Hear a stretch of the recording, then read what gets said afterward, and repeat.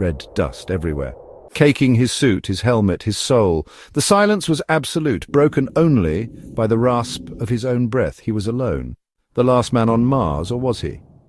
The mission clock ticked down relentlessly. 4 days since the last communication with Earth. 3 days since he buried Anya. 2 days since the food ran out. 1 day until hope died. He stumbled through the desolate landscape, each step an effort against the thin atmosphere. The red dust swirled around him, a macabre dance of death. His name was John, but it felt like a lifetime ago that it meant anything at all. A flicker on the comms, static resolving into a voice. "John, this is Earth. Do you copy?" He gripped the communicator, a lifeline thrown across the void. "Earth, I read you." His voice cracked, a stranger's voice. The rescue mission was swift, a testament to human ingenuity and desperation. He watched from the medical bay window as the sleek silver craft pierced the Earth's atmosphere. Home. But was it his home anymore?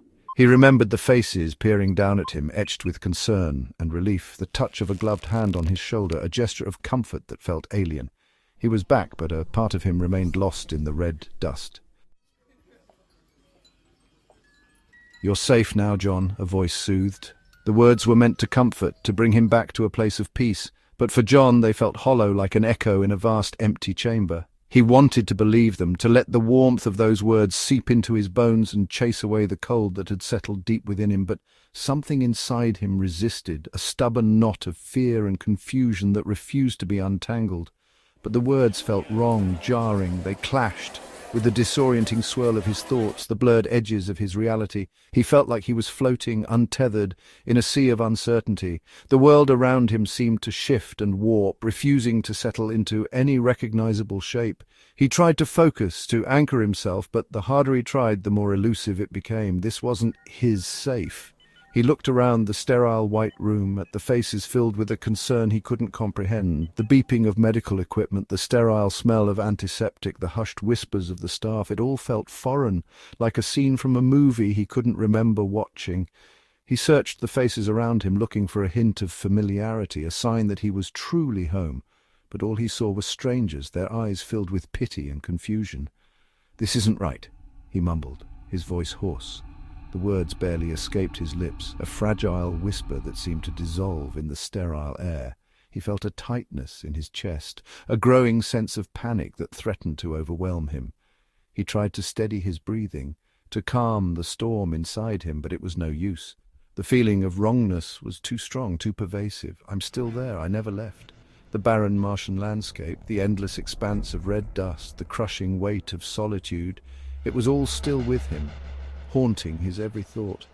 He could still feel the weight of the spacesuit, the way it pressed against his skin, the way it restricted his movements. He could still taste the metallic tang of the recycled air, the way it clung to his throat and made every breath feel like a struggle. They called it post-traumatic stress, a convenient label for the unraveling of his mind, but John knew it was more than that.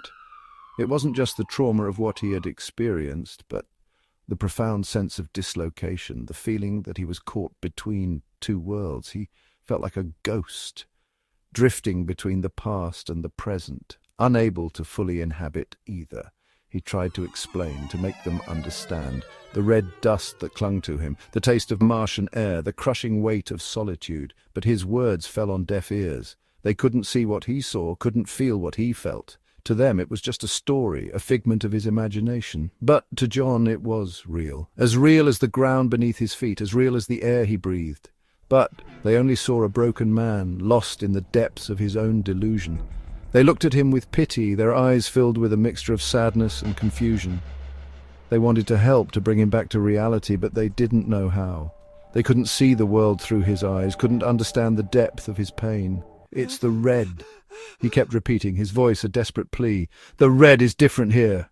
He tried to make them see, to make them understand, but his words seemed to fall into a void, swallowed up by the vast emptiness that surrounded him. He felt like he was shouting into the wind, his voice carried away by the currents of his own despair.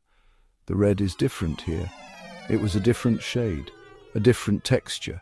It didn't cling to him the way the Martian dust did, didn't fill his lungs with the same suffocating weight. It was a small difference, but to John it was everything. It was the line that separated his past from his present, the boundary between his memories and his reality.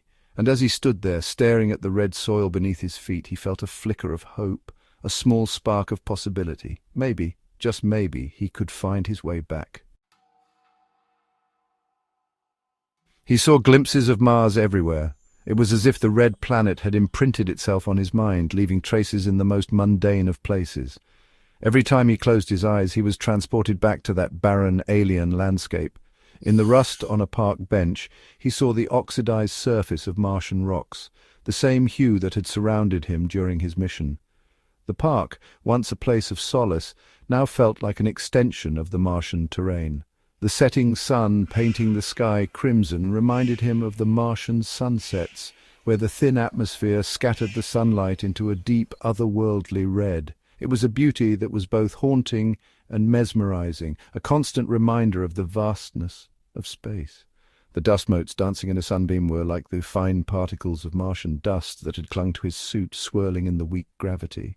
Each mote seemed to whisper secrets of the cosmos, tales of ancient times and distant worlds. His dreams were filled with the howling Martian winds, a sound that was both eerie and comforting.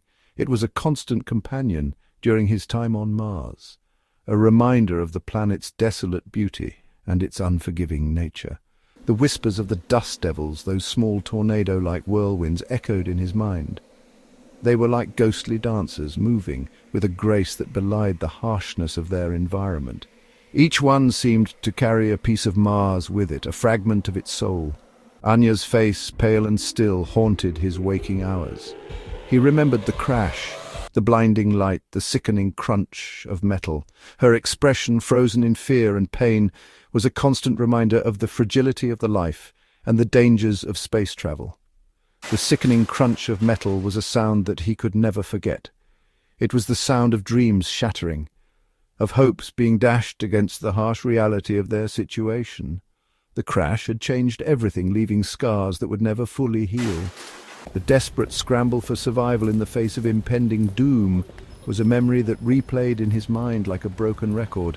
The chaos, the fear, the sheer will to live, it was all-consuming, leaving no room for anything else. The memories were fragmented, sharp shards of fear and despair piercing through the fog of his mind. Each fragment was a piece of a puzzle that he could never fully assemble, a reminder of the trauma that he had endured. He could almost feel the phantom weight of his suit, the hiss of oxygen as it flowed through his mask. It was a sensation that was both comforting and suffocating, a reminder of the thin line between life and death on Mars. The crunch of red dust beneath his boots was a sound that he could never forget. It was the sound of exploration, of discovery, of stepping into the unknown. Each step was a testament to human curiosity and the drive to push beyond the boundaries of our world. Was he losing his mind? The line between reality and memory was becoming increasingly blurred. The more he tried to hold on to the present, the more it slipped through his fingers like sand. Or was this world, this earth, the real illusion?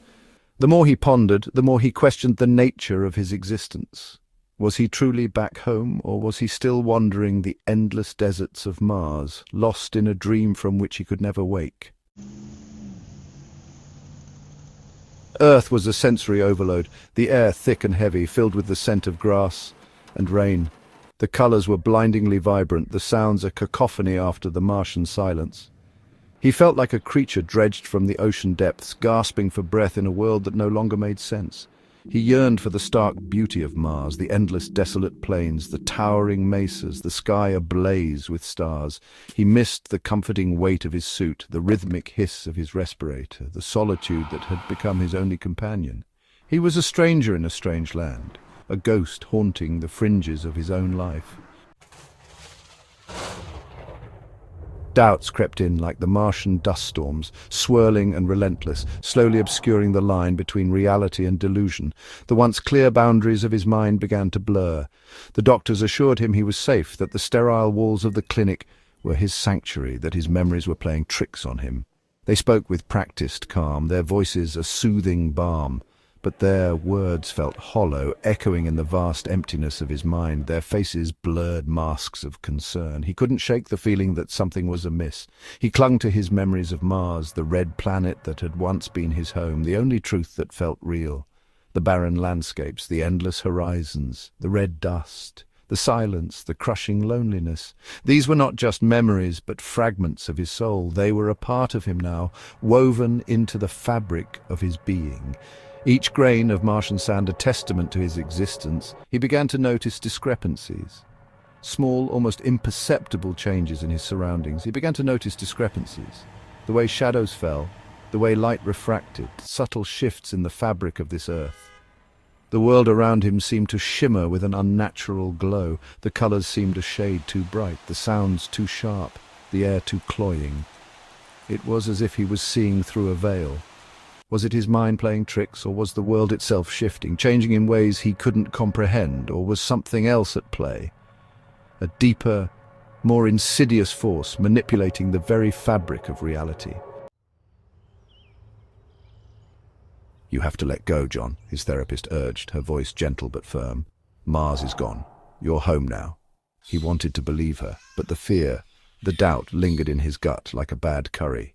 "This isn't home," he whispered, his voice raw. "It's all wrong." The arguments were circular, frustrating. They spoke different languages now. They of a world he no longer understood. He of a reality they couldn't comprehend. "The gravity," he said one day, a sudden realization dawning. "It's different here, stronger." They dismissed it as another symptom, another crack in his fragile psyche. But he knew, deep down, that something wasn't right. He started working on a makeshift receiver, scavenging parts from discarded electronics. He spent hours hunched over his work, driven by a desperate hope. One night, a faint signal crackled through the static. A rhythmic pulse, familiar and yet alien. His blood ran cold. It couldn't be. The signal was weak, intermittent, but it was there, a beacon from a reality they denied.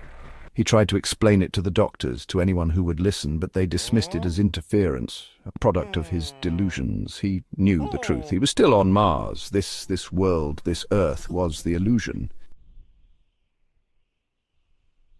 He woke to the blinding light of the Martian sun. The red dust swirled around him, a familiar comfort. He was back.